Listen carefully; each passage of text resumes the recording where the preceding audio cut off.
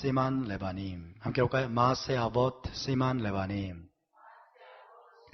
마세 아봇 시만 레바님. 예, 토라는 계속 반복됩니다. 토라의 사이클은 계속 반복되고, 토라의 이야기들은 계속 반복되고, 또 저를 통해서 하나님이 주시는 토라의 가르침도 계속 반복될 것입니다. 반복하고 반복하고 반복할수록 우리의 마음속 깊은 곳에 토라의 말씀이 여러분 자리 잡게 되기를 바랍니다. 마세 아봇 시만 레바님. 먼저 32장 6절 7절을 보겠습니다. 시작. 사자들이 야곱에게 돌아와 이르되 우리가 주인의 형 에서에게 이른즉 그가 400명을 거느리고 주인을 만나려고 오더이다. 야곱이 심히 두렵고 답답하여 자기와 함께한 동행자와 양과 소와 낙타를 두 떼로 나누고.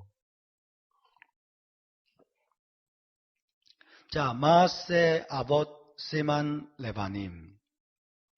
이 원리를 우리가 잘 알아야 되는데요. 특별히 토라에서는 이게 중요합니다. 이게 뭐냐면 아버지들의 행적은 후대에 일어날 일의 예언적인 사인이다 하는 것입니다. 마세 아봇, 아버지들의 행적은 시만 레바님, 후대의 자녀들을 위한 표징이다 그런 뜻이에요. 아버지들의 행적은 후대에 일어날 일의 예언적인 사인이다. 이 원리가 굉장히 중요합니다. 자, 토라는 예언적인 책입니다. 토라는 단순히 지나간 과거의 역사책이 아니고 토라는 예언적인 책이에요. 그래서 토라에서 조상들, 믿음의 조상들, 아버지들의 행적은 첫 번째로 후손의 시대, 후대에 일어날 일을 미리 보여줄 뿐만 아니라 두 번째, 메시아에 의해서 장차 일어날 일을 미리 보여주는 예언적인 그림이다 하는 것입니다. 그래서 토라는 예언적인 성격을 띠고 있습니다. 물론 역사적으로 일어났던 일입니다. 과거에 역사적으로 일어났던 일이지만은 그러나 그것은 역사적인 성격으로 끝나는 것이 아니고 예언적인 성격을 띠고 있다는 것이에요. 그래서 후대에 일어날 일들 또한 메시아 위에서 장차 성취될 일들을 저와 여러분에게 미리 보여주고 있는 책이라는 사실을 여러분 꼭 기억하시기 바랍니다. 자, 약속의 땅으로 돌아오는 야곱을 에서가 죽이려고 합니다. 죽이려고 400명을 끌고 나옵니다.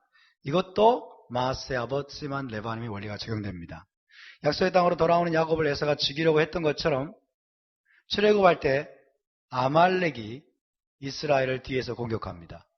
기억나십니까? 에서의 자손입니다. 에서의 자손인 아말렉이 이스라엘 백성이 출애굽할 때 뒤에서 노약자들, 연약한 자들을 뒤에서 노략질하고 도륙했습니다. 이것이 다시 반복이 되고요.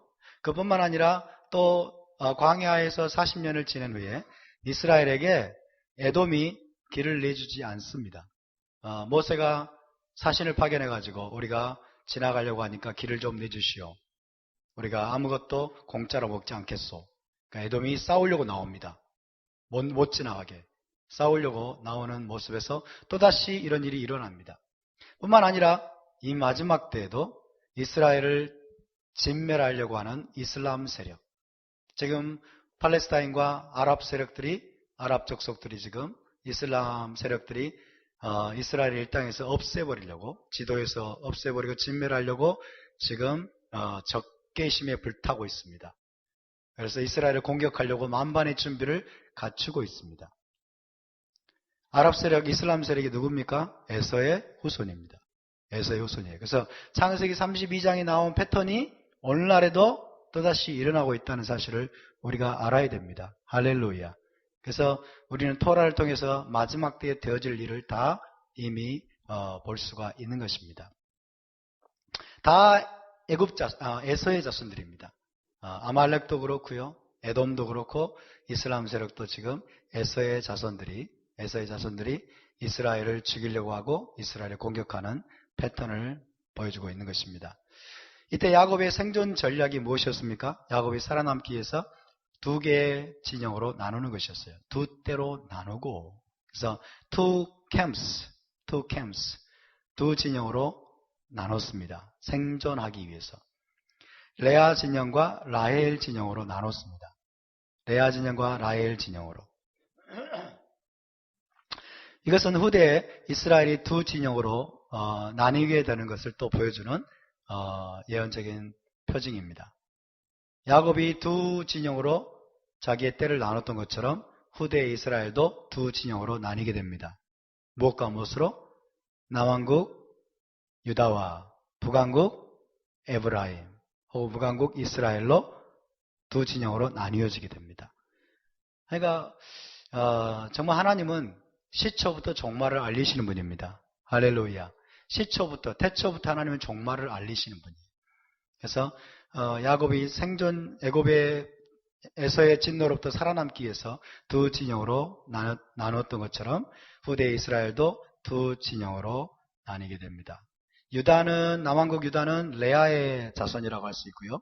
북왕국 에브라임은 라헬의 자손이라고 말할 수 있습니다. 에브라임이 누구의 아들입니까? 요셉의 아들이죠. 그렇죠? 요셉은 라헬에게서 태어난 아들입니다. 그래서 두 진영, 두 왕국, 두 개로 나뉘는 그림이 나타나고 있습니다. 이것처럼 또 야곱과 에서의 갈등과 화해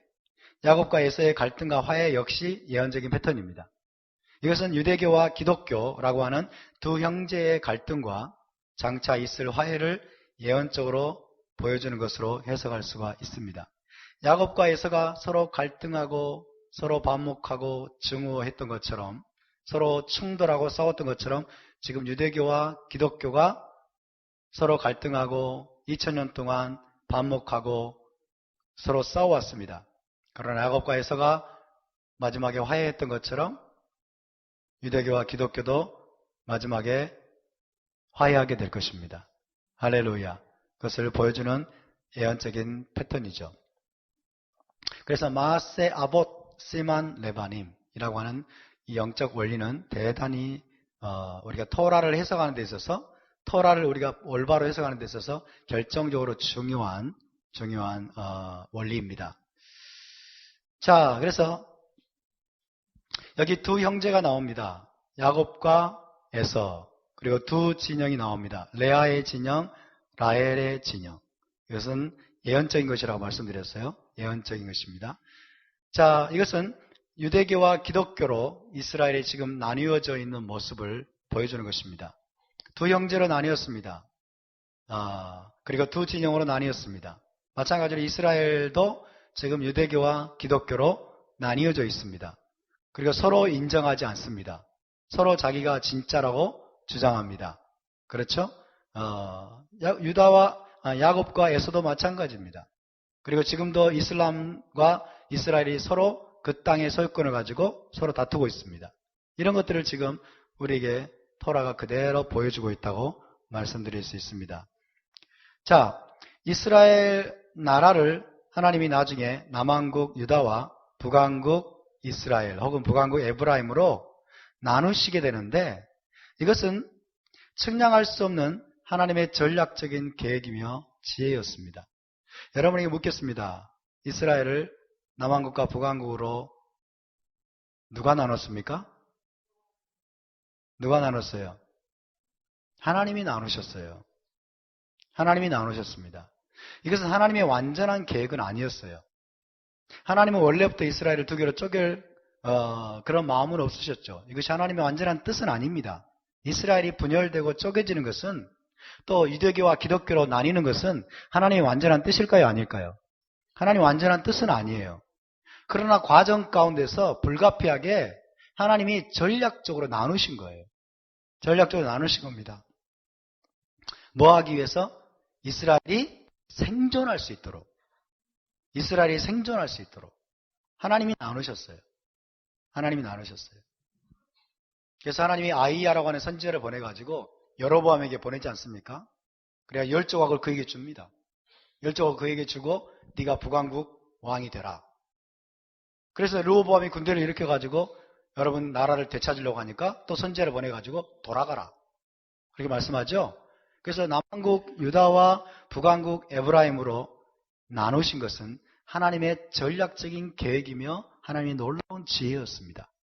이스라엘이 이 땅에서 멸절되지 않도록, 이스라엘이 이 땅에서 사라지지 않도록 하나님이 북왕국 이스라엘이 멸망할 때에도 하나님이 여러분 다윗의 등불을 유지하기 위해서, 다윗의 등불을 유지하도록 하기 위해서 그렇게 전략적으로 남왕국과 북왕국을 나누셨다는 사실을 우리가 알아야 됩니다. 이것은 이스라엘의 범죄 때문에 그래요. 이스라엘의 연약함과 범죄 때문에 그렇게 된 것입니다. 야곱이 두 진영으로 자기의 무리들을 나눈 것이 생존 전략이었던 것처럼 이스라엘이 유대교와 기독교로 또 나뉘어진 것도 하나님께서 개입하셨다고 저는 봅니다. 하나님의 탁월한 생존 전략이었다. 생존. 여기서 누구 생존입니까? 이스라엘의 생존이에요. 하나님의 언약 백성 이스라엘이 생존할 수 있도록, 살아남을 수 있도록 탁월한 생존 전략으로서 하나님이 섭리 가운데 유대교와 기독교로 결국 이스라엘이 나뉘어졌다라고 이야기할 수 있습니다. 이것은 물론 하나님의 완전한 뜻은 아닙니다. 하나님의 기쁘신 뜻도 아닙니다. 그러나 역사의 과정 속에서 우리 인간의 연약함 때문에, 우리 인간의 이스라엘 백성들의, 언약 백성들의 완악함 때문에, 그리고 사단 마귀의 공격으로 말미암아 하나님이 전략적으로 이스라엘을 살아남게 하기 위해서 하나님이 전략적으로 그렇게 하도록 허락하셨다라고 우리가 해석할 수 있습니다. 그래서 천국 복음, 첫 번째로 메시아의 복음, 예수와죠. 예수와를 통해서 선포된 천국 복음, 그죠? 예수와를 통해서 선포된 천국 복음, 예수와의 복음을 대부분의 유대인들에게는 가리셨습니다. 그것들이 가려졌어요. 반면에 영원한 토라의 진리를 대부분의 이방인 기독교인들에게는 가리셨습니다. 가리워졌습니다. 이것은 무엇입니까? 에서의 진노를 피하기 위한 전략이에요. 로마 제국은 에돔 족속으로 인식이 됩니다. 왜 로마 제국이 에돔 족속으로 인식될까요? 에돔이 야곱을 죽이려고 했기 때문에. 에돔이 야곱을 죽이려고 했어요. 에서가 야곱을 죽이려고 했어요. 그래서 이스라엘을 멸절시키려고 한 로마이기 때문에 로마는 에돔 족속과 동일시 되는 것입니다. 그래서 에서의 진노를 피하기 위해서 야곱이 두 진영으로 나눴던 것처럼 하나님께서 에서의 진노를 피할 수 있도록 하기 위해서 전략적으로 이스라엘 백성을 유대교와 기독교로 나뉘게 하시고, 그래서 예수와의 복음을 유대인들에게는 대부분 가리시고, 그 다음에 영원한 토라의 진리는 대부분의 이방인 기독교인들에게 가려지게 하셨다. 가려지도록 허락하셨다. 그렇게 이야기할 수 있겠습니다. 그래서 한 진영인 유대교에게는 토라의 진리를 보존하게 하고, 다른 진영, 또 다른 진영인 기독교에게는 메시아의 복음을, 예수와의 복음을 보존하게 하셨다라고 우리가 이해할 수 있겠습니다. 이것이 지난 1700년 이상의 역사라고 봅니다. 지난 1700년의 이상의 역사라고 봅니다. 그래서 마지막 때, 그러나 지금 이제 마지막 때는 두 진영의 화해와 연합이 지금 이루어지고 있는 때입니다. 할렐루야. 1700년 동안 하나님이 경륜적으로 이것을 허락하셨어요. 경륜적으로. 1세기 때 만약에 여러분 기독교인들이 유대교와 갈라서지 않았더라면 기독교가 아마 생존할 수 있었을까? 생존하기가 어려웠을 것입니다. 그렇다고 해서 기독교가 토라를 버렸던 것이 죄가 아니다는 뜻은 아니에요. 이해되십니까? 우리의 연약함 때문에 혹은 우리의 완악함 때문에, 그리고 에서의 분노 때문에, 로마 제국의 분노 때문에 하나님이 경륜적으로 허락하신 거예요. 이렇게 하도록 허락하셨고, 그래서 유대교에게는 토라의 진리를 하나님이 보존하게 하시고, 기독교에게는 예수와의 복음을 보존하게 하시면서 지난 2000년의 세월을 하나님이 지내오게 하셨다라고 보는 것입니다. 그러나 마지막 때는 이제 두 진영의 화해와 연합의 시대로 하나님이 우리를 이끌어 가십니다. 아멘. 그래서 하나님은 마지막에는 one family, one 이스라엘, 하나의 가족, 하나의 이스라엘을 지금 하나님이 회복해 가고 계심을 믿으시기 바랍니다. 할렐루야. 이런 하나님의 경륜을 우리가 보아야 됩니다. 하나님의 경륜. 하나님은 이 모든 것들을 사용하십니다. 토라를 보면서 우리는 이것들을 보셔야 돼요. 자, 리브가와 야곱이 이삭을 속였습니다. 이삭을 속였어요. 그러나 하나님은 그걸 사용하세요. 그것이 죄가 아니라고 그것을 우리가 정당화해서는 안 되지만 하나님은 그걸 사용하셔가지고 여러분 이스라엘을 지금까지 언약의 그 유산들을 지금까지 보존하고 계시는 것입니다. 믿으십니까? 그러므로 하나님이 어떻게 인간의 연약함과 인간의 완악함과 부족함까지라도 사용하시면서 하나님의 계획과 목적을 이루어 오시는가를 그 하나님의 손길을 저와 여러분이 볼 수 있는 눈이 열릴 수 있기를 바랍니다. 마찬가지로 기독교 2000년 역사 동안에 기독교가 안식일을 부정하고 여러분 절기들을 부정하고 토라를 버렸지만은 그러나 하나님이 그걸 사용하신 거예요. 하나님이 그 가운데 섭리 가운데 하나님이 전략적으로 역사해 오셨습니다. 그래서 여러분 예수와의 복음을 하나님이 보존하게 하시고 또 토라를 또 유대교로 하여금 지키게 하시고 그러면서 둘 다 하나님이 보존하게 하셨어요. 그리고 마지막 때는 다시 이것이 하나임을 이것이 나누일 수 없고 하나임을 하나님이 저와 여러분에게 열어주고 계시고 온 세계 여러분 이스라엘 백성에게 지금 이것을 열어주고 계십니다. 그래서 너희가 만나야 된다. 이제 너희가 화해해야 된다. 하나님 그렇게 지금 이끌어가고 계심을 믿으시기 바랍니다. 결국 야곱이 회개를 했던 것처럼 우리도 회개하면서 주님 앞에 나가야 됩니다. 그래서 마지막 때는 이제 에서와 야곱이 화해했던 것처럼 이제 화해의 때로 우리가 가는 것입니다. 33장 3절에 4절을 함께 읽습니다. 시작.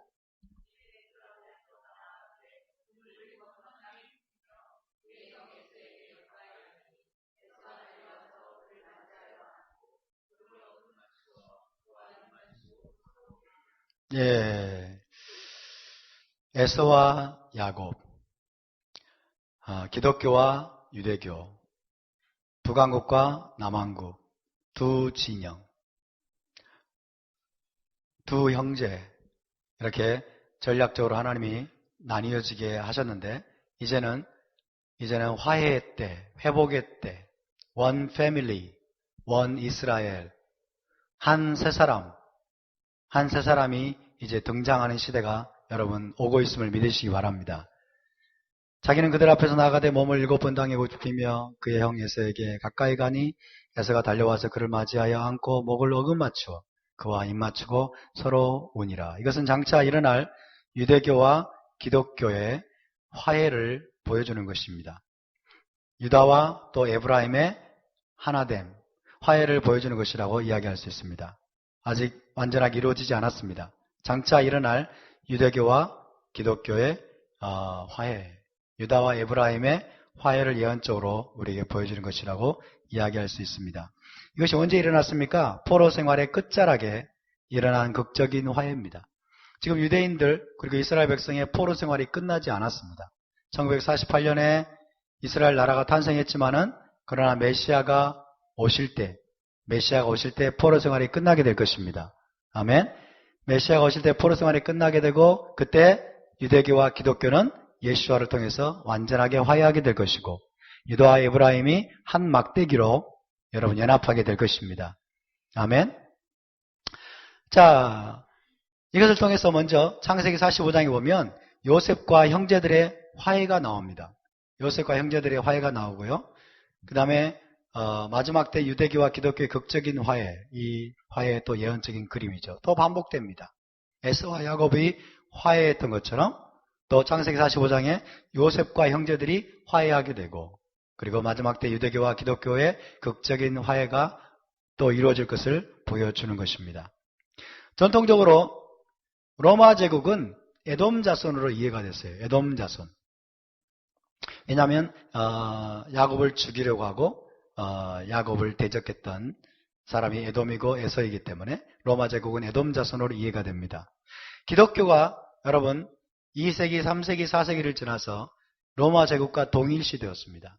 유대교와 갈라지고 유대교의 뿌리에서 잘려 나가가지고 로마 황제, 로마 제국과 결탁이 됐어요. 그러면서 기독교가 2000년 역사 동안에 어떤 짓을 저질렀습니까? 야곱의 자손인 유대인들을 끊임없이 죽이고 끊임없이 학살하고 끊임없이 대적하는 악행을 저질렀어요. 그 말은 무슨 말입니까? 기독교가 에돔 짓을 한 거예요. 이해되십니까? 기독교가 에돔처럼 돼버린 거예요. 에돔의 속성을 지난 2000년 동안 보여준 것이에요. 로마 제국의 속성, 이스라엘을 이 땅에서 멸절시키려고 했던 로마 제국의 속성 혹은 에돔의 속성을 지난 2000년 동안 기독교가 보여주었습니다. 그래서 기독교 역시 여러분 에돔 자손으로 이해가 됩니다. 지금도 많이 바뀌고는 있지만은 지금도 기독교는 에돔의 속성을 버리지 못하고 있습니다. 대체 신학과 반유대주의가 여러분 기독교 안을 지금 가득 메우고 있어요. 그래서 유대인들을 미워하고 유대인들을 죽이려 하고 유대인들을 대적하는 야곱을 대적하는 에돔의 속성을 지금도 보여주고 있습니다. 그래서 지난 2000년의 역사는 정말 안타깝지만 정말 가슴 아프지만 지난 2000년간 기독교는 여러분 에돔 자손이었다라고 이야기할 수 있습니다. 에돔의 속성을 그대로 보여준 그런 형제였다라고 이야기할 수 있겠습니다. 그래서 야곱은 유대교라고 이야기할 수 있겠고요. 에서는 기독교라고 이야기할 수 있습니다. 인정하고 싶지 않지만 이것이 여러분 지난 2000년간의 역사였습니다. 그래서 유대교는 야곱을 계승했고 기독교는 에서를 계승했다. 그렇지만은 둘의 화해는 흩어진 포로들이 약속의 땅에 돌아올 때 일어날 최종적인 화해가 될 것입니다. 그래서 여러분 우리는 야곱과 에서의 화해를 통해서 여러분 마지막 때 일어나게 될 기독교와 유대교의 화해를 볼 수 있는 눈이 열릴 수 있기를 바랍니다. 더 이상 기독교가 에돔과 동일시되지 않는 그날이 오게 되기를 바랍니다. 로마 제국의 속성, 헬라적인 속성, 그리고 에돔의 속성을 기독교가 완전히 벗어버리고 여러분 주 안에서 우리가 유대인들과 한 형제로 한 가족으로 연합하게 되는 그날이 속히 오게 되기를 바랍니다. 그래서 유대인과 이방인이 한 세 사람으로 유대교와 기독교가 한 세 사람으로 회복되는 그날이 여러분 오게 될 것입니다. 할렐루야. 이것을 위해서 창세기 32장의 사건이 여러분 먼저 오게 됩니다. 야곱이 천사와 씨름하게 된 사건이죠. 자기의 형제, 자매, 가족들을 다 이제 먼저 보내고 홀로 남아가지고 이제 밤새도록 씨름하는 기록이 기록되어 있습니다. 32장 24절에서 25절을 함께 있습니다. 시작. 야곱은 홀로 남았더니 어떤 사람이 날이 새도록 야곱과 씨름하다가 자기가 야곱을 이기지 못함을 보고 그가 야곱의 허벅지 관절을 치매 야곱의 허벅지 관절이 그 사람과 씨름할 때에 어긋났더라. 야곱과 천사의 씨름은 너무나 중요한 의미를 가지고 있습니다. 너무나 중요한 의미를 우리에게 가르쳐 줍니다. 자, 야곱의 씨름은 왜 야곱이 천사와 혹은 어떤 사람과 씨름을 하게 됐느냐? 하늘의 축복을 얻기 위한 씨름이었습니다. 하나님의 축복을 받기 위해서 야곱이 하나님 앞에 나아갔습니다. 하늘의 축복을 받기 위해서 홀로 남아가지고 이제 하나님 앞에 기도하기 시작합니다. 그때 어떤 사람이 호련히 야곱을 찾아옵니다. 그리고 그 사람이 야곱과 밤새도록 씨름합니다. 야곱이 얼마나 대단한 사람입니까? 여러분 30분 씨름해도 죽을 것 같은데 여러분 씨름해 보셨어요? 30분도 못합니다. 10분도 아마 못할 것인데 이 야곱은 하늘의 축복을 받아야만 됐어요. 하늘의 축복을 향한 갈망이 너무나 강한 나머지 밤새도록 씨름하고요. 날이 셀 때까지 이 사람과 밤새도록 씨름을 했어요. 대단한 야곱입니다. 그만큼 절박한 것이에요. 그만큼 절박한 것입니다. 여러분 하나님을 붙들고 늘어지시기 바랍니다. 아멘. 여러분 힘든 일이 있으십니까? 고난이 있습니까? 죽을 것 같은 상황이 내몰렸습니까? 여러분 사람의 방법을 동원하지 마시고 하나님 앞에 나가서 하나님과 씨름하시기 바랍니다. 하나님과 쇼부를 보시기 바랍니다. 할렐루야. 우리 하나님과 쇼부를 봐야 돼요. 야곱의 모습을 통해서 우리는 그걸 배워야 됩니다. 세상에 좋은 것들 쫓아가지 말고 세상적인 방법을 쫓아가지 말고 세상적인 도움을 구하지 말고 사람들에게 도움을 여러분 구하려고 하지 말고 우리는 하나님 앞에 나가야 됩니다. 하나님 앞에 야곱이 홀로 남았다고 그랬어요. 홀로 남았습니다. 우리는 홀로 남겨질 때, 모든 방법들이 끝나고 홀로 남겨질 때 여러분 하나님 앞에 나가서 하나님과 쇼부를 봐야 됩니다. 야곱은 에서에게 자신과 온 가족이 몰살당할 수도 있는 절체절명의 위기 가운데 홀로 남겨졌습니다. 하나님은 종종 이렇게 저와 여러분을 몰아가십니다. 하나님 우리를 이런 상황으로 내몰리게 하십니다. 아무도 나를 도와줄 수 없는 상황, 어떤 사람도 나에게 도와줄 수 없고 이제 나는 아무도 의지할 수 없는 그런 상황에 내몰리게 되는, 여러분 그런 때가 진정한 축복의 때임을 믿으시기 바랍니다. 그때가 진짜 하나님을 만날 수 있는 절호의 기회입니다.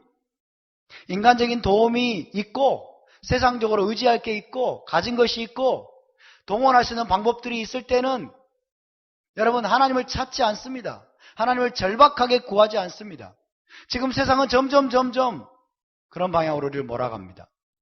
세상이 너무나 좋아 보이는 것들을 우리에게 쥐어주고 세상적인 여러 방법들을 우리에게 많이 가져다 줍니다.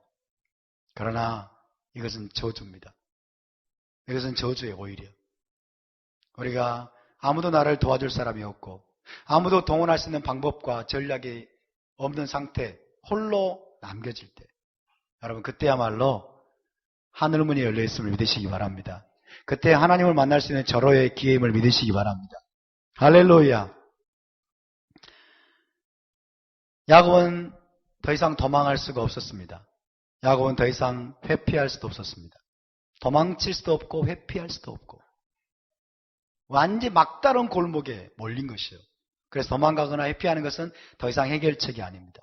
야곱은 반드시 에서와 직면해서 그 문제를 해결을 해야만 했습니다. 자기 힘으로 해결할 수 없는 문제를 직면할 때, 내 힘으로 뛰어넘을 수 없는 문제를 직면할 때, 나를 도와줄 사람이 아무도 없고 내가 의지할 것이 아무것도 없고 동원할 수 있는 세상적인 방법이 아무것도 없을 때, 여러분 우리는 하나님과 직면할 수 있습니다. 하나님이 우리를 만나주시기 위해서 기다리고 있음을 믿으시기 바랍니다. 그때 한 사람이 야곱을 찾아오는 것입니다. 그때 만나주시기 위해서, 야곱을 만나주시기 위해서, 야곱을 진정으로 축복하기 위해서 여러분 찾아오는 것입니다. 야곱은 평생 동안 씨름하는 자였습니다. 장자권의 축복과 하늘의 유업을 얻기 위해서 뱃속에서부터 그는 씨름을 했어요. 뱃속에서부터 먼저 태어나려고 에서와 씨름을 했습니다. 그리고 이삭의 축복을 얻어내기 위해서 또 아버지 이삭과 씨름했다라고 이야기할 수 있습니다. 속임수를 동원해서 아버지 이삭과 씨름해서 이겨냈습니다. 또 이제 바단 아람으로 가서는 자기 외삼촌 라반과 20년 동안을 또 씨름을 했습니다. 20년 동안 씨름했고 이제 야복나루에서는 천사와 씨름하고 있는 것입니다. 천사와 씨름은 야곱은 평생 동안 씨름하는 자였어요. 자기의 욕심을 이루어 보기 위해서, 자기가 원하는 것을 얻어내기 위해서 씨름하는 자였어요. 야곱이란 이름이 이 씨름하는 자라고 하는 속성이 그 안에 내재되어 있습니다. 지금 야복나루에서 야곱이 천사에게 뭐라고 말합니까? 나를 축복하지 않으면 못 보냅니다. 어떻게 이런 힘이 남아있는지 몰라요. 밤새도록 씨름해놓고. 그죠? 밤새도록 씨름한 다음에 나로 가게 하라. 날이 세려하니 나로 가게 하라. 놔라. 그러니까 놔라. 못 놉니다. 당신이 나를 축복하기 전에는, 하늘의 축복을 내가 받기 전에는 내가 당신을 놓아줄 수 없습니다. 라고 얘기한 것입니다. 우리에게도 이런 갈망이 우리에게 있게 되기를 바랍니다. 할렐루야. 하늘의 축복을 받기 위해서 씨름하는 저와 여러분이 될 수 있기를 바랍니다. 이 땅의 축복이 아니라, 이 땅에서 잘 먹고 잘 살고 이 땅에서 편안하고 안락한 삶을 얻기 위해서가 아니라, 여러분 하늘의 축복을 얻기 위해서 우리는 씨름하는 자가 되어야 됩니다. 자, 이 하늘의 축복을 왜 그렇게 갈망했을까요? 하늘의 축복을 받아야만이 여러분 에서로부터의 구원이 보장되기 때문에 그렇습니다. 하나님이 축복하신다면, 에서가 나를 죽일 수 없고 에서로부터 내가 보호를 받겠구나. 이것이 보장이 되기 때문에 야곱은 하늘의 축복을 갈망했던 것입니다. 에서로부터의 구원을 보장받기 위해서 야곱은 하늘의 축복을 갈망했습니다. 하늘의 축복을 받으면 에서로부터 건짐 받으리라고 생각을 했던 것이죠. 그러나 진정한 하늘의 축복은 무엇입니까? 진정한 하늘의 축복은 그를 새 사람으로 변화시키는 것이었습니다. 새 사람으로 변화시키는 것. 새 이름을 그에게 주시는 것. 이것이 하나님이 야곱에게 주셨던 진정한 하늘의 축복입니다. 저와 여러분에게도 동일합니다. 우리가 진정한 하늘의 축복을 구하게 될 때 하나님은 저와 여러분이 이 땅에서 원하는 것을 주시는 것이 아니라 어떻게 하실까요? 우리를 새 사람으로 변화시키실 것입니다. 따라서 진정한 하늘의 축복은 내가 변화되는 것입니다. 믿습니까? 하나님은 나를 변화시키기를 원하십니다. 하나님은 나를 바꾸기를 원하십니다. 하나님은 나를 거듭나게 하기를 원하십니다. 새 사람이 되게 하는 것이 하나님의 축복입니다. 할렐루야. 자, 야곱이라고 하는 그의 이름은 네 이름이 무엇이냐? 야곱입니다. 야곱이란 이름은 발뒤꿈치를 잡은 자죠. 야아콥, 에서의 아케브를 잡은 자예요. 에서의 발뒤꿈치를 잡은 자. 씨름이라는 속성이 그 안에 내포되어 있어요. 그래서 야곱이란 이름은 그의 옛사람입니다. 옛사람. 인간적인 열정으로 행하는 그의 욕심과 열정과 그의 인간적인 갈망으로 행하는 옛사람을 상징하는 이름이 야곱이에요. 발뒤꿈치를 잡은 자. 그러나 그의 이름이 이스라엘로 바뀌게 됩니다. 너의 이름이 이제는 야곱이 아니라 이스라엘이라 불릴 것이다. 이스라엘은 새 사람을 상징합니다. 새 사람. 새 이름이라고 하는 것은 새로운 본성, 새로운 정체성을 나타냅니다. 새로운 본성, 새로운 정체성. 그래서 하나님과의 만남으로 인해 변화된 새 사람. 하나님과의 만남으로 인해 변화된 새 사람을 나타내는 이름이 이스라엘입니다. 그래서 그의 본성이 바뀐 것이에요. 그의 본성이 바뀌고 그의 정체성이 새롭게 변화된 것을 상징하는 새 사람, 그가 새 사람이 되었음을 나타내는 이름이 바로 이스라엘입니다. 할렐루야. 그래서 인간적인 열정으로 행하던 야곱, 옛사람 야곱이 이제 죽임을 당하고 이제 하나님과의 만남으로 그가 새 사람으로 이스라엘로 변화된 것을 나타내는 것입니다. 이 변화의 장소가 바로 야복나루입니다. 여러분, 여기서 우리가 배울 수 있는 교훈이 무엇입니까? 이스라엘로 거듭나지 않으면 누구도 약속의 땅 에덴 동산에 들어갈 수 없음을 보여줍니다. 지금 이 야복나루가 여러분 어디입니까? 이스라엘 땅 안입니까? 밖입니까? 이스라엘 땅 안에 들어가기 전입니다. 그렇죠? 요단강을 건너가기 전이에요. 요단강을 건너가기 전에 하나님은 야곱을 이스라엘로 바꾸기를 원하셨어요. 새 사람으로 만들기를 원하셨어요. 야곱을 거듭나게 하기를 원하셨어요. 야곱의 본성을 변화시키기를 원하셨어요. 무슨 말입니까? 네가 야곱이 아니라 이스라엘로 새 사람이 되어야 약속의 땅에 들어갈 수 있다는 거예요. 믿습니까? 저와 여러분도 마찬가지입니다. 여러분, 누구도 이스라엘로 다시 태어나지 않으면 메시아 왕국에 올라마바에 들어갈 수 없습니다. 아멘?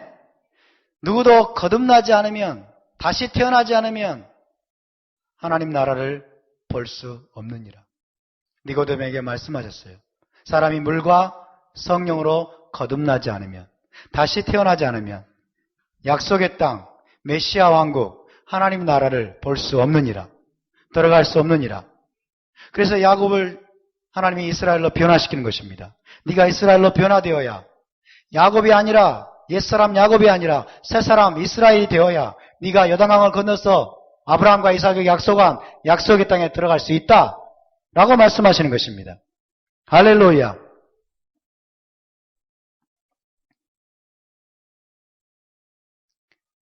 (32장) 27절에서 28절을 함께 읽습니다. 시작. 그 사람이 그에게 이르되 내 이름이 무엇이냐? 그가 이르되 야곱입니다.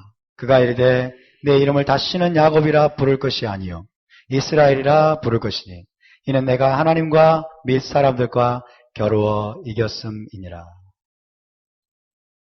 주님이 저와 여러분에게 오늘 물으시는 것 같아요. 네 이름이 무엇이냐? 네 이름이 무엇이냐? 네가 거듭나지 않으면, 네가 새 사람으로, 새 이름으로, 새로운 정체성으로 변화되지 않으면 약속의 땅에 들어갈 수 없다. 메시아 왕국에 들어갈 수 없다. 주님이 오늘 우리에게 말씀하시는 것 같습니다. 이스라엘은 야곱이 받은 새 이름입니다. 이스라엘의 뜻이 무엇입니까? 하나님과 싸워 이긴 자. 예, 1차적인 뜻이죠. 하나님과 싸워 이긴 자. 하나님과 싸워 이기려면 어떻게 될까요? 하나님과 싸워 이기려면 어떻게 됩니까? 오늘 이 이야기를 잘 보면 알 수 있습니다. 하나님과 싸워 이기기를 여러분 원하십니까? 이길 수 있다고 생각하십니까, 여러분이? 하나님과 싸워 이기려면 어떻게 될까요? 여러분, 하나님과 싸워 이긴다고 하는 것은 하나님에 의해서 허벅지 관절을 얻어맞고 그 힘줄이 끊어지는 것을 의미합니다. 믿습니까? 다시 말하면 육적인 힘의 근원, 자아의 힘이 깨어지고 오직 하나님만 의지하는 자가 되는 것이 하나님과 싸워 이기는 것입니다. 할렐루야. 하나님이 우리에게 이겼다라고 인정해 주세요. 그럴 때. 다시 말하면 우리가 하나님 앞에 나가서 하나님과 씨름을 합니다. 기도합니다. 밤새도록 하나님 앞에서 우리가 씨름하고 하나님 앞에 부르짖고 기도하면서 여러분 어떻게 해야 우리가 이긴 자가 될 수 있습니까? 그때 우리가 하나님에 의해서 깨어져야 됩니다. 우리의 자아가 박살이 나야 됩니다. 우리의 육적인 힘의 근원이 박살이 나야 됩니다. 우리의 자아가 깨어져야 됩니다. 우리가 변화되어야 되는 것입니다. 옛사람이 죽고 새 사람으로 변화될 때 여러분 우리가 하나님과 싸워 이겼다라고 하나님이 인정하시는 것입니다.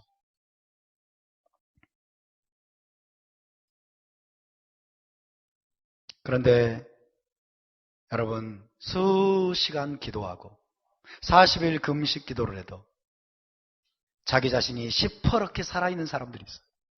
자기의 욕심과 교만과 고집과 혈기가 시퍼렇게 살아있는 사람들이 있어요. 기도 응답은 받았을지 모르겠습니다. 자기가 원하는 물질 축복, 자기가 원하는 인생의 성공, 좋은 직장 이런 것들은 얻을지 모르겠어요. 그러나 그 자아가 깨지지 않았다면 그의 허벅지 관절 힘의 근원이 자아의 육적인 힘의 근원이 박살나지 않았더라면 깨어진 존재가 되지 않는다면 그는 실패자입니다. 그는 이긴 자가 아닙니다.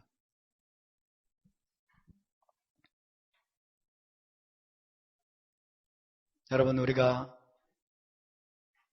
우리의 자아가 깨어져서 오직 하나님만 의지하는 자로 변화되는 것은 오직 예수와를 통해서만 이루어집니다. 우리 주님을 만날 때 이 일이 이루어지게 될 것입니다. 야곱은 여호와의 사자를 만났습니다.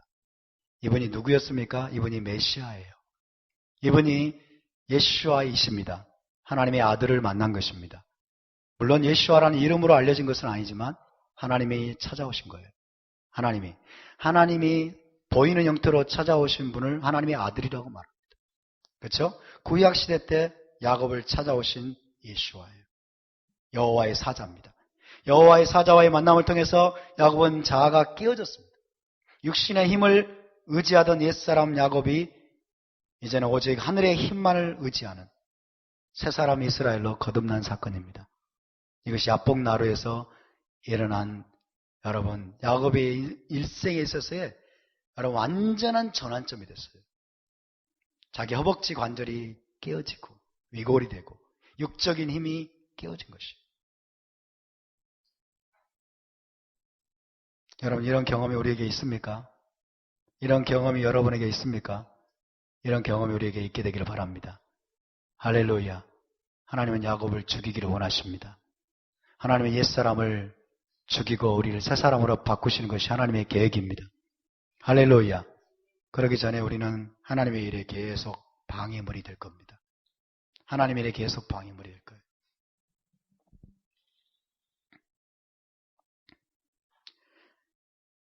여러분 야곱이 하나님과 싸워 이긴 자로 인정받았던 비결을 보시면요. 하늘의 축복을 그가 받을 때까지 포기하지 않았다는 것입니다.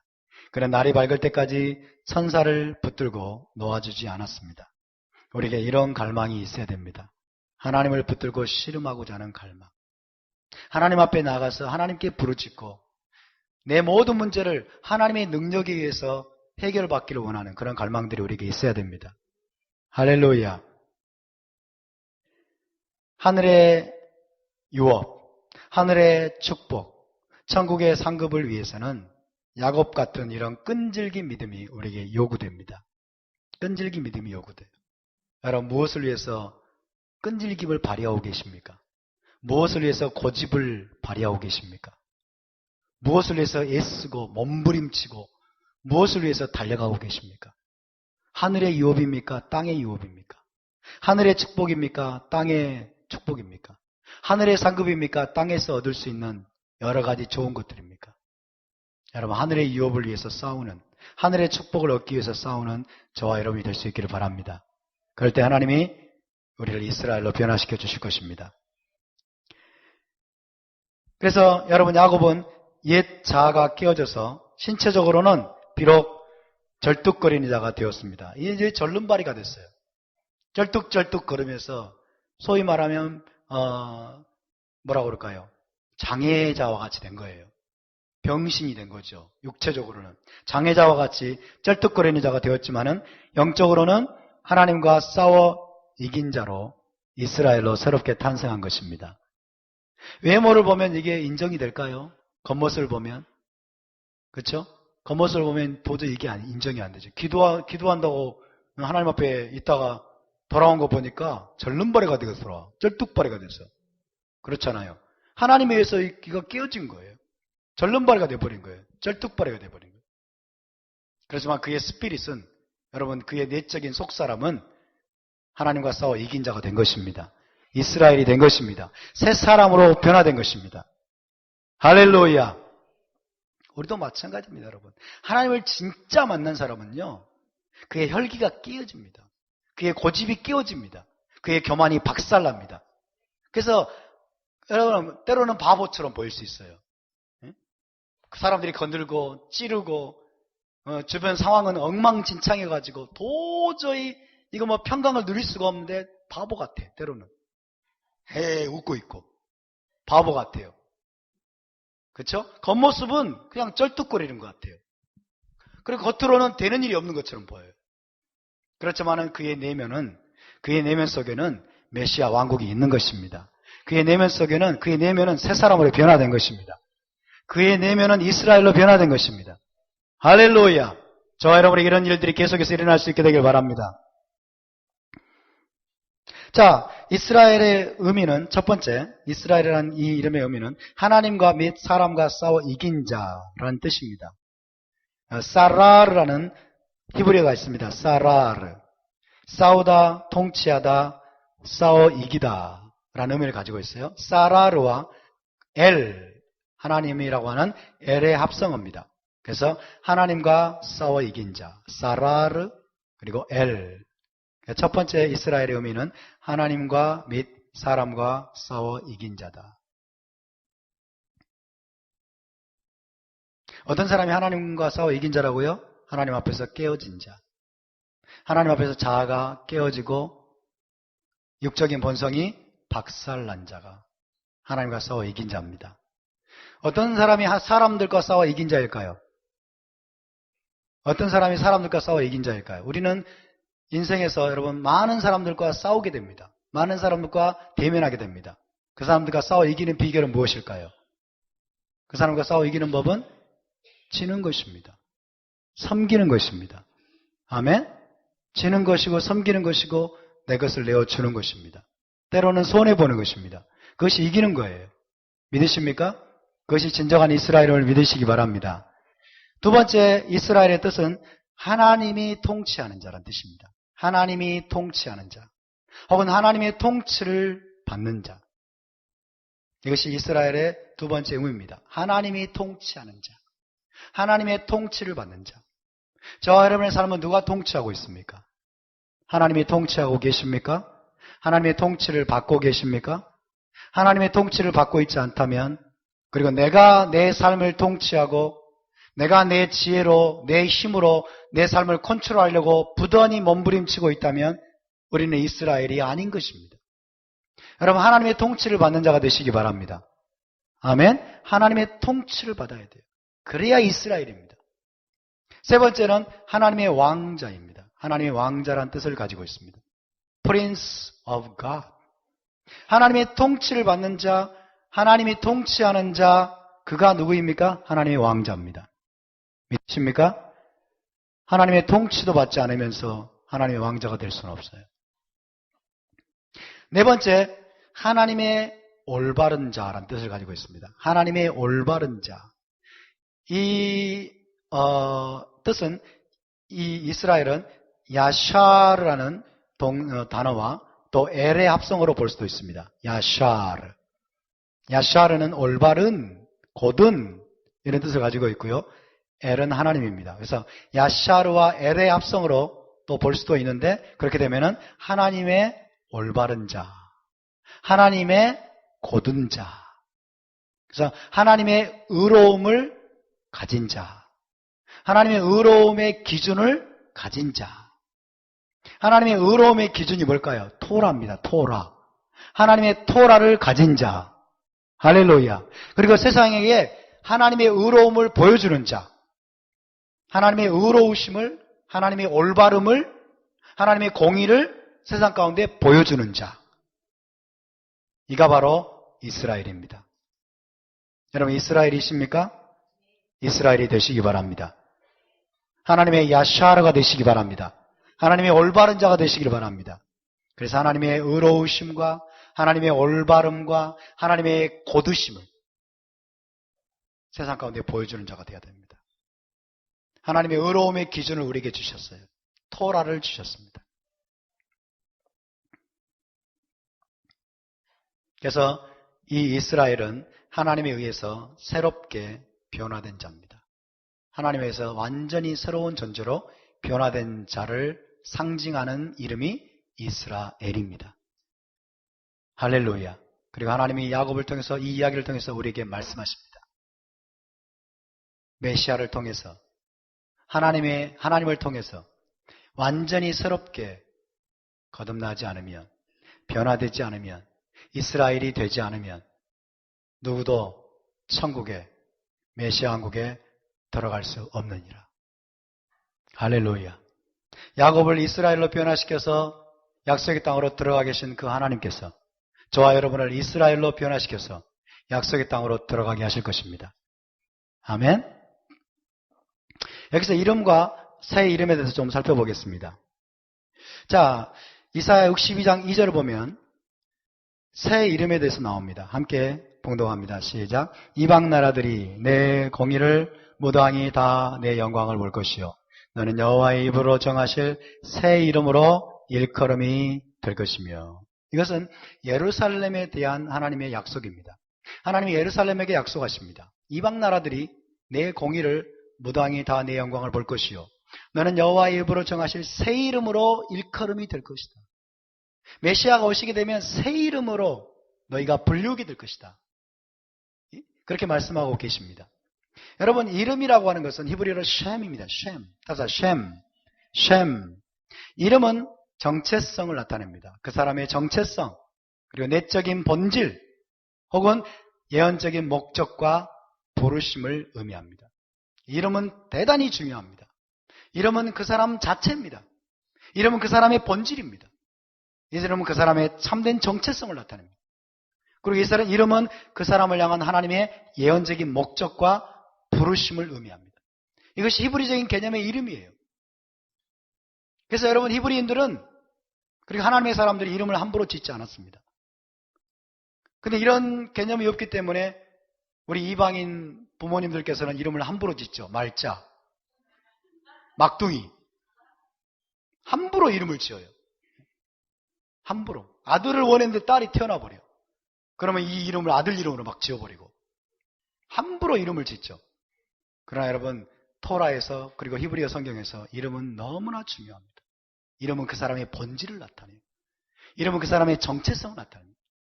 이름은 그 사람을 향한 하나님의 예언적인 목적과 부르심을 나타내요. 이름이 중요하지 않다면 왜 이름을 바꾸겠습니까? 이름이 아무 의미가 없다면 왜 야곱에서 이스라엘로 바꾸겠습니까? 이름이 너무 중요한 거예요. 그 다음에 새 이름은 무엇일까요?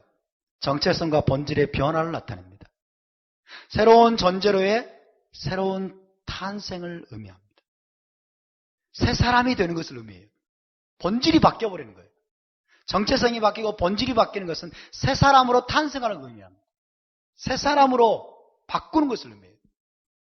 그래서 이름이 바뀐 새 이름을 계속 부르게 됨으로써 지속적인 사고의 변화를 가져와요. 하나님은 먼저 이름을 바꿔놓습니다. 그리고 그 이름을 부르게 만듭니다. 그 이름을 부르게 만들어요. 그래서 그 사람의 지속적인 사고의 변화를 가져옵니다. 지속적인. 예를 들어서 아브라함이다. 아브라함. 아브라함은 무슨 뜻입니까? 열국의 아비. 그렇죠? 그래서 사람들이 아브라함이라고 불러줘요. 아브라함, 아브라함, 아브라함. 그러면 들을 때마다 무슨 생각이 들겠어요? 열국의 아비구나 나는. 열국의 아비구나.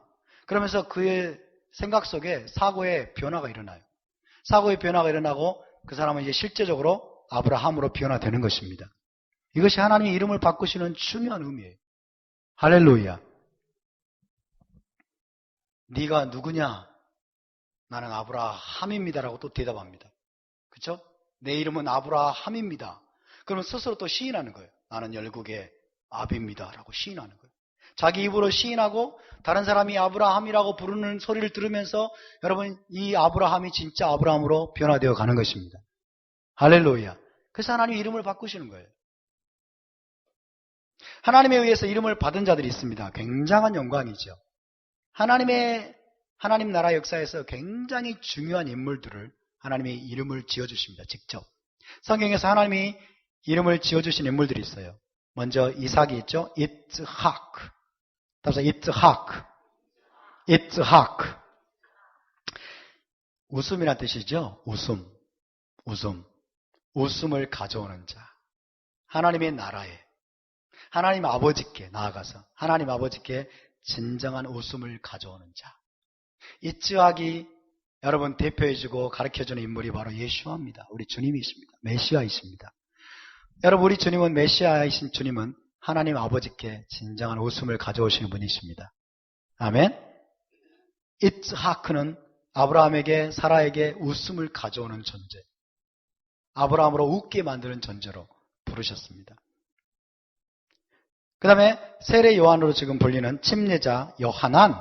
따라서 요하난. 예, 여호와께 은혜를 입은 자.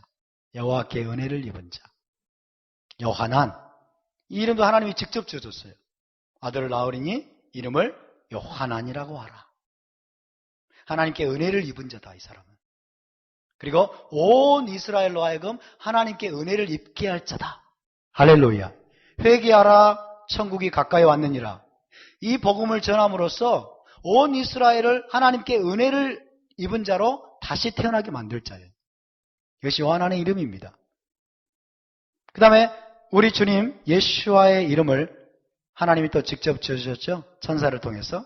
그죠? 아들을 낳으리니 그 이름을 예수아라 하라. 따라서 예수아. 히브리어 이름입니다. 예수아. 여호와의 구원입니다. 여호와의 구원. 자기 백성을 죄에서 구원할 자. 이게 뭐예요? 하나님이 그에게 부여하시는 예언적인 목적입니다. 하나님이 예수와께 부여하신 예언적인 목적과 부르심이에요. 하나님이 침례자 요한에게 부여하신 그의 예언적인 목적과 부르심입니다. 하나님이 이삭에게 부여하신 그의 예언적인 목적과 부르심이고 그의 본질을 말해요. 하나님에 의해서 새 이름을 받은 자들이 있습니다. 새 이름.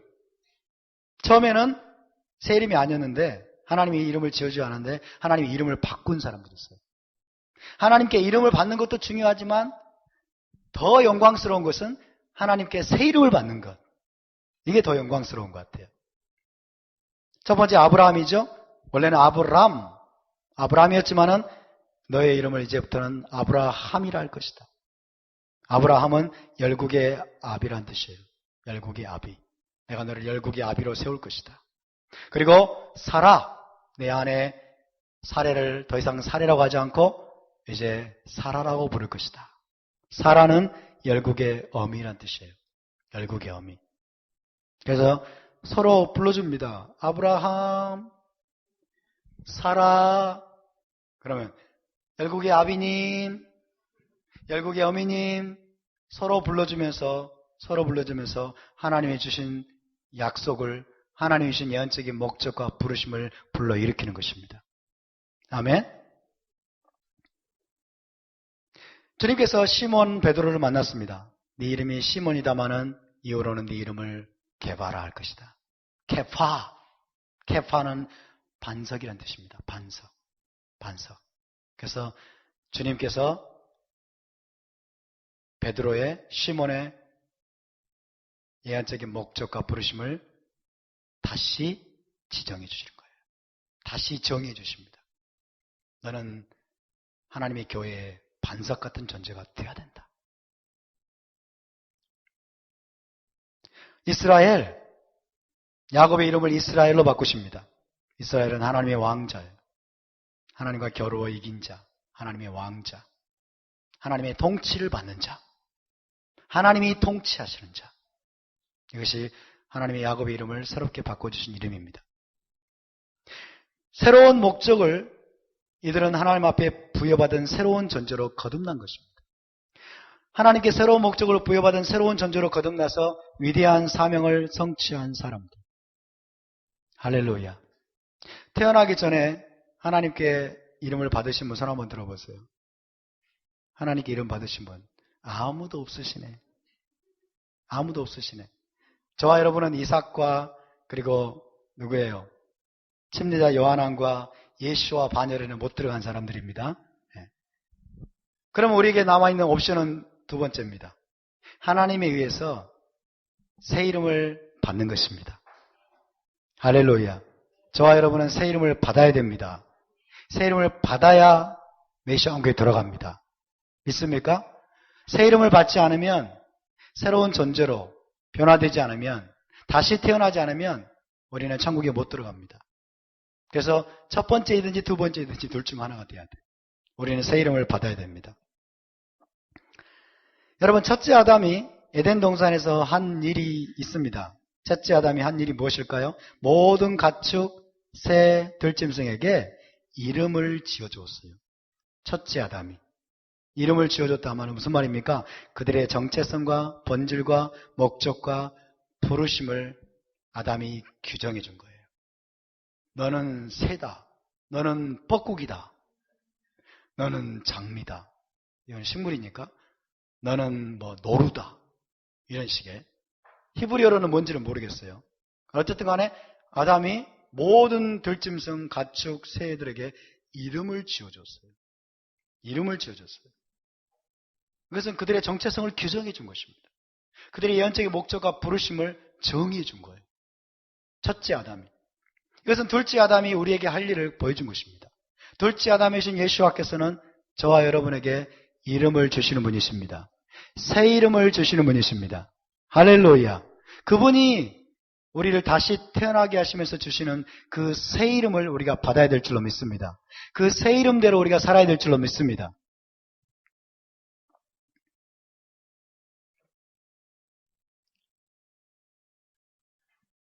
고린도후서 5장 17절 함께 있습니다. 시작. 그런즉 누구든지 그리스도 안에 있으면 새로운 피조물이라. 이전 것은 지나갔으니 보라 새 것이 되었도다. 누구든지 메시아를 만나게 되면, 누구든지 메시아 안에 들어오게 되면 그는 새로운 피조물입니다. 새로운 존재가 됩니다. 새 사람이 됩니다. 옛사람은 지나갔습니다. 믿습니까? 옛사람은 지나갔어요. 우리는 새 것이 되었습니다. 메시아와의 만남은, 메시아를 만나게 되면 여러분 새로운 탄생을 경험하게 됩니다. 새롭게 거듭나게 됩니다. 다시 말하면 새 이름을 받게 된다는 말이에요. 새 이름을 받으셨습니까? 할렐루야. 메시아를 만나면, 야복 나루에서 메시아를 만나서 야곱의 이스라엘로 변화되고 새 이름을 받고 새 사람으로 변화되었던 것처럼 메시아이신 우리 주 예수와를 만나게 되면 여러분 새로운 탄생을 경험하게 되고 우리는 새 이름을 받게 되는 것입니다. 새로운 본성을 받게 되는 것입니다. 새로운 존재로 거듭나게 되는 것입니다. 야곱의 씨름을 보시면 여러분 메시아와의 만남을 통해서 새 이름을 부여받고 새로운 존재로 거듭난 사건입니다. 마찬가지로 메시아는 우리를 새로운 피조물로 변화시키십니다. 예수와를 따르는 제자들은 어떤 자들입니까? 메시아와의 만남을 통해서 새 피조물로 거듭나고 다시 태어난 자들입니다. 새 이름을 받은 새 사람이란 말이에요. 새로운 정체성을 부여받은 그리고 새로운 예언적인 목적과 부르심을 주님으로부터 부여받은 새 사람으로 우리가 변화된 것입니다. 할렐루야. 할렐루야. 동의하십니까? 여러분의 옛사람은 어디 갔습니까? 죽었습니다. 이전 것은 지나갔으니 보라 새 것이 되었도다. 메시아 예수와 안에서 우리는 새 사람입니다. 답사 나는 새 사람입니다. 나는 다시 태어났습니다. 나의 옛사람은 죽었습니다. 믿으십니까? 우리 옆에 분 한번 격려하실까요? 메시아를 아십니까? 메시아를 만나셨습니까? 당신은 새 사람입니다. 새로운 존재입니다. 새 이름을 받으셨습니다. 할렐루야. 우리는 새 이름을 받았어요. 옛사람으로 살지 마세요. 여러분, 간곡히 부탁드립니다. 옛사람으로 살지 마십시오. 옛사람의 행태를 보이지 마세요. 옛사람의 행습이 나오려면 어떻게 됩니까? 나는 죽었다라고 선포하세요. 나의 옛사람은 죽었다. 나의 옛사람은 십자가에 못 박혔노라. 할렐루야. 우리는 메시아와 함께 다시 부활한 것입니다. 새 사람으로 부활한 것입니다. 우린 더 이상 옛사람이 아니에요. 우린 더 이상 여러분 하나님을 대적하고 하나님을 거스르고 하나님께 방해되고 육적인 본성을 따라 행하는 옛사람이 아닌 것입니다. 우리에게 하나님이 새 이름을 주셨습니다. 우리의 새 사람으로 다시 태어나게 하셨습니다. 새 사람으로 사시기 바랍니다. 새 사람의 정체성을 붙드시기 바랍니다. 그것을 살아내야 돼요. 새 사람을 자꾸 키우십시오. 새 사람을 자꾸 먹이십시오. 새 사람에게 항상 말씀을 주십시오. 새 사람을 강하게 하시기 바랍니다.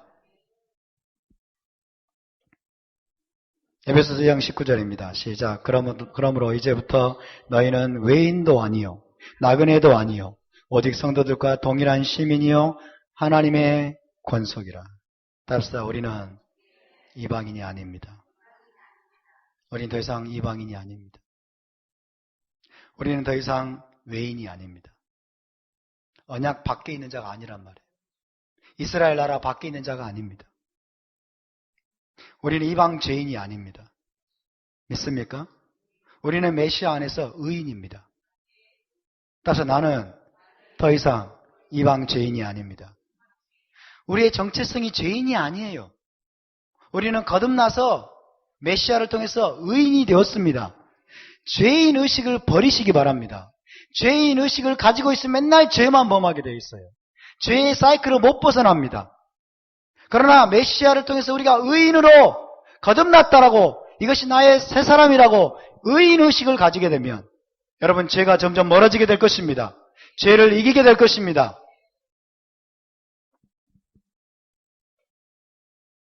에베소 베드로전서 2장 9절입니다. 시작. 그러나 너희는 택하신 족속이요 왕같은 제사장들이요 거룩한 나라요 그의 소유가 된 백성이니 이는 너희를 어두운 데서 불러내어 그의 기이한 빛에 들어가게 하신 이에 아름다운 덕을 선포하게 하려 하심이라. 우리의 새로운 정체성을 말씀해주고 있습니다. 우리의 새 이름을 말씀해주고 있습니다. 우리의 새로운 내적 본질을 말씀해주고 있습니다. 새 사람 된 우리의 진짜 참 모습을 우리에게 계시해주고 있습니다. 우리의 새로운 예언적 목적을 우리에게 계시해줍니다. 너희는 택함받은 족속이다. 선택받은 족속이다. 너희는 왕같은 제사장들이다. 너는 거룩한 나라다. 너는 그의 소유가 된 백성이다. 너는 택함받은 택하신 족속이요 왕같은 제사장이요 거룩한 나라요 그의 소유가 된 백성이다. 이것을 한마디로 뭐라고 말할까요? 이스라엘입니다. 이것이 우리에게 주신 새로운 이름입니다. 따라서 우리는 이스라엘입니다. 나는 이방인이 아니요 이방 죄인이 아니요 이스라엘입니다. 할렐루야. 야곱을 이스라엘로 바꾸셨던 것처럼 옛사람 야곱을 여러분 그 환도뼈를 치시고 그의 육적인 힘을 끊어놓으시고 그를 이스라엘로 새롭게 태어나게 하셨던 그 하나님께서 저와 여러분의 옛사람을 십자가에 못 박으시고 주 예수와 함께 장사된 바 되게 하시고 우리를 이스라엘로 새롭게 태어나게 하셨습니다. 할렐루야. 우리는 택함받은 족속입니다. 우리는 제사장 나라입니다. 우리는 거룩한 나라입니다. 우리는 그의 소유된 백성입니다. 그분의 세굴라입니다. 우리는 이스라엘입니다. 할렐루야. 나는 거듭났습니다. 나는 다시 태어났습니다. 나는 새롭게 태어났습니다. 이것이 여러분 메시아를 만남을 통해서 우리 안에 이루어진 영적 현실입니다. 이는 너희를 어두운 데서 불러내요. 그의 기이한 빛에 들어가게 하신 거듭나겠다는 말이에요. 다시 태어나겠단 말이에요. 그럼 어떻게 됩니까? 그의 아름다운 덕을 입으로 선포하라는 거예요. 주님이 나를 거듭나게 하셨다. 주님이 나를 새 사람으로 바꾸셨다. 주님이 나를 이스라엘로 변화시키셨다. 그걸 여러분 입으로 선포하시기 바랍니다. 여러분에게 부탁드리는데요. 옛사람의 이름을 부르지 마세요. 새 사람, 새 이름을 부르십시오. 여러분의 새 이름을 인정하세요. 입으로 시인하시고 입으로 인정하고 새 이름으로 여러분을 불러주세요. 할렐루야. 얼마나 중요한지 모릅니다. 당신 누굽니까? 이스라엘입니다. 열민아 너 누구야? 이스라엘이요. 열민은 현금 봉투에 항상 이스라엘 서열민 이렇게 씁니다. 자기의 새로운 정체성을 여러분 붙잡아야 돼요. 믿으십니까? 새로운 이름을 부르십시오. 여러분 자신을 새 이름으로 규정하십시오. 하나님이 불러주시는 새 이름을 붙드시기 바랍니다. 하나님은 여러분을 이방인으로 보지 않습니다. 하나님 여러분을 죄인으로 보지 않습니다. 단순히. 하나님 우리를 이스라엘로 보십니다. 할렐루야. 우리가 이스라엘이 아니라면 우리는 거듭난 자가 아닙니다. 그래서 하나님 우리에게 주신 새 이름은 이스라엘입니다. 이스라엘은 누굽니까? 하나님의 제사장 나라이고요. 메시아의 신부이고요. 하나님의 가족이고 하나님의 언약 백성입니다. 믿으십니까? 이것이 믿어지십니까? 이것이 바로 이스라엘이에요, 여러분. 이스라엘이라는 이름이 바로 이 이런 뜻입니다. 너희는 선택받았다. 너희는 선택받았다. 너희는 세굴라다. 세굴라는 뭐예요? 하나님의 특별한 소유라는 거예요. 하나님의 특별한 소유 세굴라를 다른 말로 신부라고 말합니다. 신부. 너희는 주님의 신부다. 이것이 우리의 정체성이에요. 거듭난 정체성.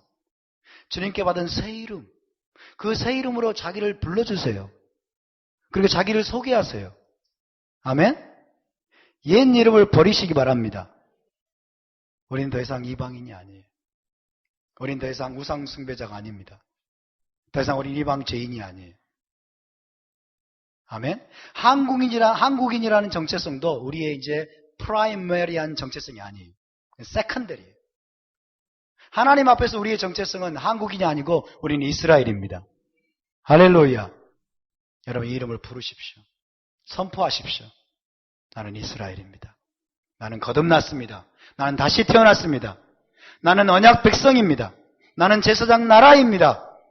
할렐루야. 브니엘에서 베델까지의 여정을 좀 살펴보겠습니다. 분열에서 거듭난 다시 태어난 여러분 이스라엘의 모습을 보십시오. 그가 분열을 지날 때 해가 돋았고 해가 돋았습니다. 그죠? 굉장히 아름다운 전조죠. 포로 생활이 끝났다는 걸 의미합니다. 분열에서 분열을 지날 때 해가 돋았어요. 야곱이 변화되니까, 그죠? 이스라엘로 거듭나게 되니까 해가 돋았다는 것을 통해서 하나님이 여러분 예언적인 메시지를 주고 있습니다.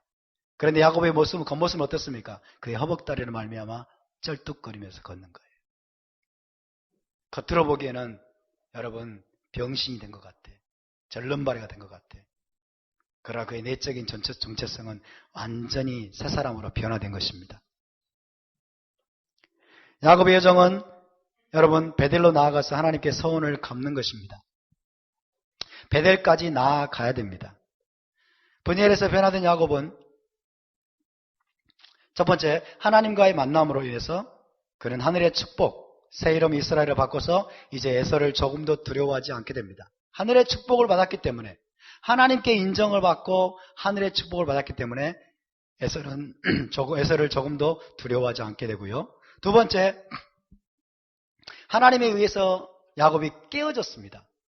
야곱이 깨어졌어요. 박살이 났어요.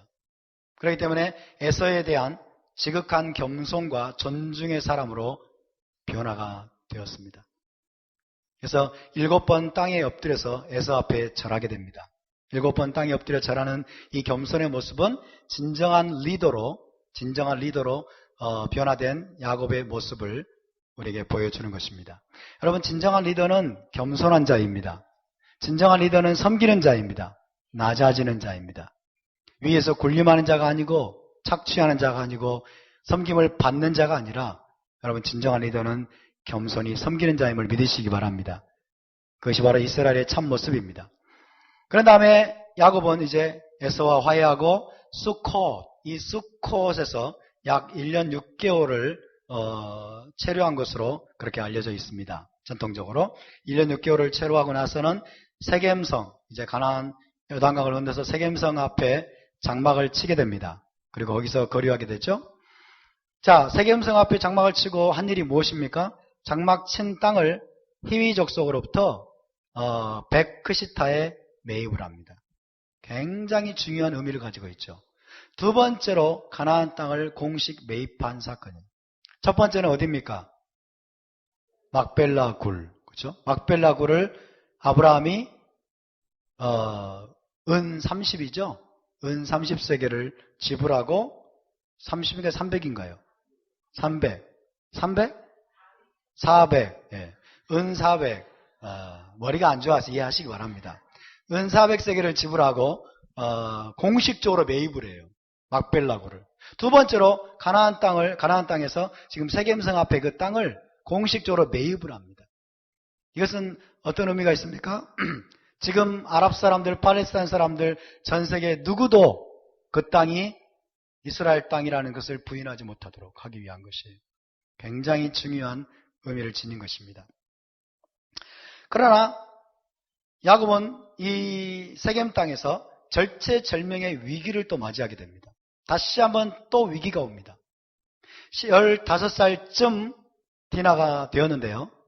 야곱의 딸 디나가 15살쯤 되었는데 이 디나가 세겜에게 강간을 당하게 되고요. 야곱 자손이 가나안 족속과 동화될 수도 있는 상황에 처하게 됩니다. 동화되는 것은 있을 수 없는 일이죠. 그죠? 우리가 서로 통혼하자. 디나를 내 아들 세겜에게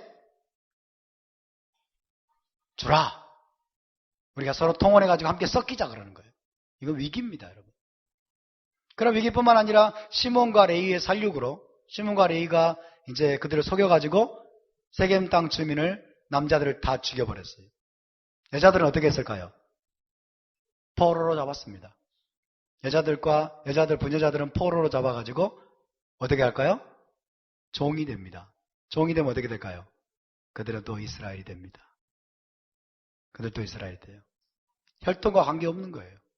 혈통과 관계없는 거예요. 그들도 접붙임화 되는 것이에요. 시몬과 레이의 살육으로 가나안 족속의 공격 위험에 노출이 됩니다. 이때 아마 가나안 7족속, 히위 족속과 주변에 있는 족속들은 아마도 평화 지역을 맺었을 것입니다. 상호 방위 조약을 맺었을 것이에요. 그래서 이 희위 족속이 지금 완전히 살육을 당했을 때 주변에 있는 이 족속들이 공격해 올 것을 여러분 야곱은 짐작을 하고 있었어요. 굉장히 두려워 떨었습니다. 그렇지만 하나님의 초자연적인 도우심으로 베델로 올라가게 됩니다. 베델로 올라가라. 베델로 올라가라. 야곱은 베델까지 가야 되는데 베델로 가지 않고 있으니까 이런 문제들이 발생하는 거예요. 베델로 올라가라. 가서 소원을 갚으라. 가나안 땅을 떠날 때 하나님께 소원했던 것들을 갚아야 되고요. 베델로 올라가게 되면 하나님과의 새로운 계시적인 만남이 기다리고 있어요. 하나님과의 새로운 계시적인 만남의 자리로 가야 되는데 그래야 하나님이 다음 단계 더 새로운 어떤 계시들을 풀어주시는데 지금 야곱이 거기서 지체하고 있기 때문에 그런 일들이 벌어지게 되는 것입니다. 그래서 베델로 올라가라 말씀하시고 베델에서 야곱은 새로운 계시를 또 받게 됩니다. 자, 35장 10절 11절 읽습니다. 시작.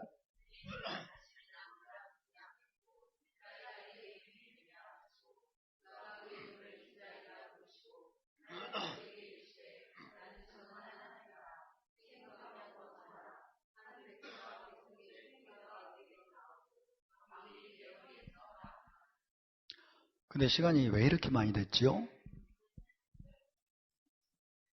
시간에 구애받지 않는 여러분을 위해서 감사드립니다. 이제 시간에 구애받지 않을 정도로 내공이 길러진 것 같아요. 그래서 한 2시간 전에 끝낼 테니까 안심하시기 바랍니다. 자, 베델에서 받은 새로운 계시. 내 이름을 다시는 야곱이라 부르지 않겠고 이스라엘이 내 이름이 되리라 하시고 그가 그의 이름을 이스라엘이라 부르시고 다시 한번 먼저 받은 계시를 확증해 주십니다. 그 다음에 11절 하나님이 그에게 이르시되 나는 전능한 하나님이라 엘 샤다이 엘 샤다이 아브라함에게 나는 전능한 하나님이라 이삭에게 전능한 하나님이라 동일하신 하나님이 나타나심을 지금 이야기해 주고 있어요. 생육하며 번성하라 한 백성과 백성들의 총회가 내게서 나오고 왕들이 내 허리에서 나오리라. 그래서 새로운 차원의 계시를 열어주시는데 한 나라와 나라들의 총회가 야곱에게서 나올 것이다 라고 말씀하십니다.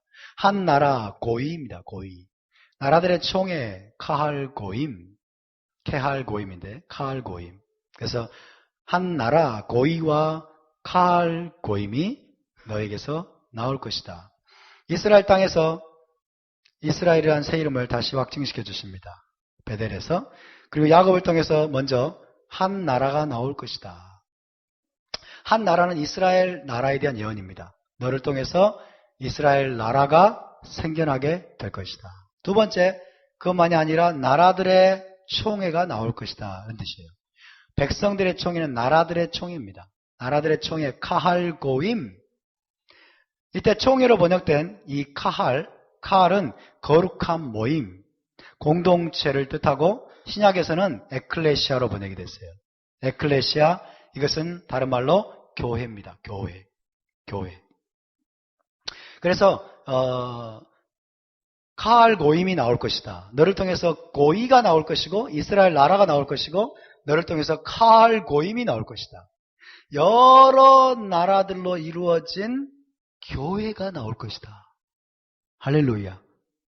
이런 뜻입니다. 여러 나라들로 이루어진. 그 나라들의 총회 카할 고임이라고 하는 것은 여러 나라들로 구성된 거룩한 모임, 거룩한 공동체인 교회를 뜻합니다. 이해되십니까? 그래서 혈통과 민족을 뛰어넘은 언약 공동체, 보다 넓은 범위의 이스라엘, 교회를 뜻합니다. 열방으로부터 예수와를 믿고 이스라엘에 접붙임 받은 언약 공동체, 이것을 카할 고임이라고 말합니다. 아멘? 그래서 이것은 엄청난 예언입니다. 아브라함에게 주신 계시가 이삭에게 점점 발전이 되고 이삭에게 준 계시가 야곱에게 발전이 되고 야곱에게 주신 계시가 좀 더 분명해집니다. 선명해집니다. 너를 통해서 이스라엘 나라가 생겨날 뿐만 아니라 너를 통해서 열방으로부터 언약 공동체인 교회가 생겨나게 될 것이다. 그래서 여러분 혈통의 이스라엘 유대교뿐만 아니라 비혈통의 이스라엘인 기독교도 누구의 자손이다? 야곱의 자손이라는 거예요. 아멘? 혈통적인 이스라엘 유대교뿐만 아니라 혈통과 아무런 상관이 없지만은 예수와를 믿고 여러분 이스라엘에 접붙임 받은 비혈통의 이스라엘인 저와 여러분도 야곱의 자손임을 믿으시기 바랍니다. 너에게서 나오기를 또 말씀했어요. 그래서 여러분 새 이름과 야곱의 집이 무슨 관계입니까? 시트로기 19장 3절을 봅시다. 시작. 모세가 하나님 앞에 올라가니 여호와께서 산에서 그를 불러 말씀하시되 너는 이같이 야곱의 집에 말하고 이스라엘 자손들에게 말하라. 이스라엘 자손 혹은 이스라엘 12지파를 다른 말로 야곱의 집이라고 말합니다. 저와 여러분은 이스라엘에 접붙임 바 되어서 이스라엘이라는 새 이름을 우리가 부여받았는데 여러분 이 이스라엘의 다른 이름이 야곱의 집이에요. 우리는 어디에 속해 있습니까? 야곱의 집에 속한 자들이에요. 아멘? 그래서 하나님의 언약 공동체 이스라엘이 야곱의 집으로 불립니다. 야곱의 집으로. 자, 이스라엘에 접붙임 받은 저와 여러분 모두 야곱의 집에 속한 자임을 믿으시기 바랍니다. 자, 야곱의 자손 혹은 야곱의 집, House of Yaakov, 베이트 야곱. 이것은 아브라함 언약의 혜택을 함께 받을 자들로서 유대인과 크리스찬이 포함됩니다. 육적인 자손만이 아니라 영적인 자손까지 포함되는 것입니다. 할렐루야. 유대인만이 포함되는 것이 아니에요. 유대인만이 야곱의 집이라고 생각하면 안 돼요. 육적인 자손이 유대인도 야곱의 집이고 야곱의 자손이지만 여러분 영적인 자손인 크리스찬들도 기독교인들도 여러분 야곱의 자손이고 야곱의 집에 지금 들어왔음을 믿으시기 바랍니다. 그래서 우리가 받은 새 이름 중에 하나는 야곱의 집입니다. 야곱의 집이에요. 우리는 이스라엘이면서 야곱의 집임을 믿으시기 바랍니다. 누가복음 1장 32절 33절을 볼까요? 시작. 그가 큰 자가 되고 지극히 높으신 이의 아들이라 일컬어질 것이요 주 하나님께서 그 조상 다윗의 왕위를 그에게 주시리니 영원히 야곱의 집을 왕으로 다스리실 것이며 그 나라가 무궁하리라. 이스라엘 12지파 이것을 야곱의 집이라고 말씀하고 있어요. 우리 주 예수와는 야곱의 집을 통치하실 분이십니다. 그러면 우리가 야곱의 집이 아니라면 우리는 통치 안 한단 말입니까? 그렇죠? 우리가 야곱의 집이 아니라면 우리는 통치 안 한단 말이 되는 거예요.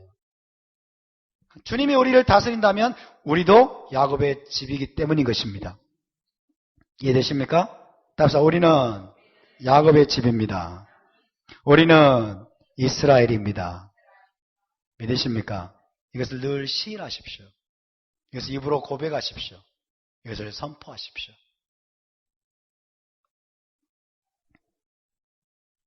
뿐만 아니라 여러분 이기는 자에게는 주님의 새 이름을 기록하겠다고 말씀하십니다. 주님의 새 이름을 우리 안에 기록하겠다고 말씀하세요. 새 이름을 주실 뿐만 아니라 우리에게 새 이름을 이스라엘이라는 이름을 야곱의 집이라는 이름을 주님이 우리에게 주실 뿐만 아니라 나의 새 이름을 기록하겠다는 거예요.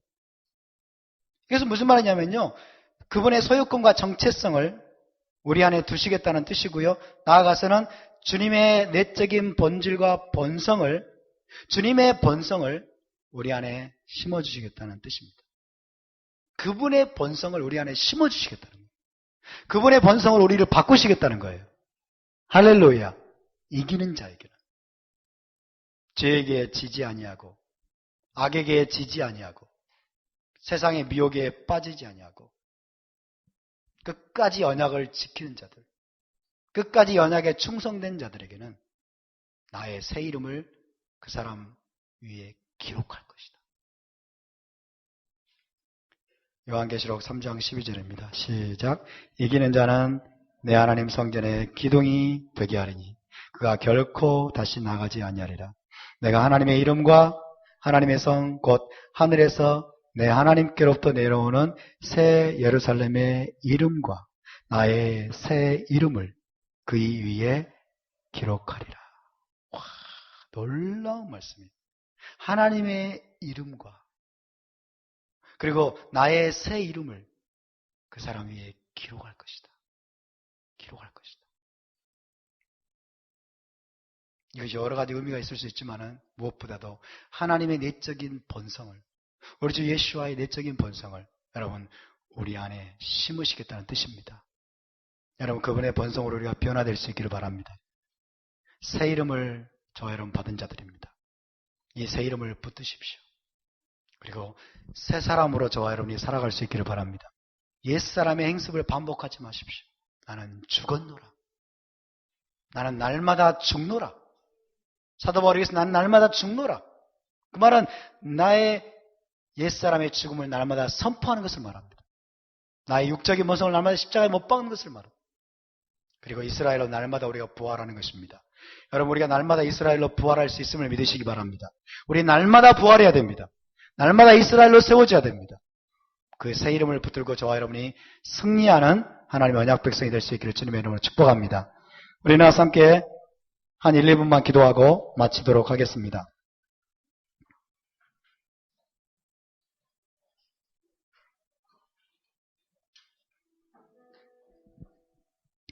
주님께서 저와 여러분에게 새 이름을 주셨습니다.